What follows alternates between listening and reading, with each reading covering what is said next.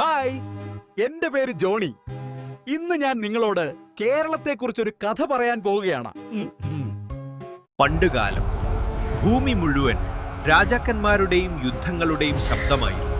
പക്ഷേ പടിഞ്ഞാറൊരു തീരത്ത് ആകാശം പോലെ വ്യാപിച്ചിരുന്നത് കടൽ തന്നെയായിരുന്നു. ആ സമയത്താണ് പരശുരാമൻ ധ്യാനത്തിൽ മുഴുകി നിന്നത്. ലോകം അക്രമത്താൽ നിറഞ്ഞപ്പോൾ അദ്ദേഹം ഒരു തീരുമാനമെടുത്തു. പരശുരാമൻ തന്റെ പരശു ആകാശത്തിലേക്ക് എറിഞ്ഞു. ഇവിടെ മനുഷ്യർ സമാധാനത്തോടെ ജീവിക്കണം. അത്ഭുതം സംഭവിച്ചു. കടൽ പിന്നോട്ടു മാറി, തിരകൾ പിന്മാറി, മണലും മണ്ണും പുറത്തെത്തി. അങ്ങനെ ഒരു പുതിയ ഭൂമി ജനിച്ചു. ആ ഭൂമിയായിരുന്നു കേരളം. കാട്ടിൽ സംഗീതം, മഴയിൽ ജീവൻ, കാടുകളിൽ ദൈവങ്ങളുടെ ശ്വാസം. ആയിരക്കണക്കിന് വർഷങ്ങൾക്കിപ്പുറവും കേരളം ഇന്നും പറയുന്നു, ഞാൻ കടലിൽ നിന്നു പിറന്നവളാണ്.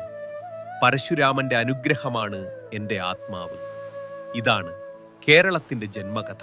ഇത്തരത്തിലുള്ള വീഡിയോകൾ കാണാൻ ലൈക്ക് ചെയ്യൂ, ഷെയർ ചെയ്യൂ, ചാനൽ സബ്സ്ക്രൈബ് ചെയ്യൂ, ബെൽ ഐക്കൺ അമർത്താൻ മറക്കരുതേ.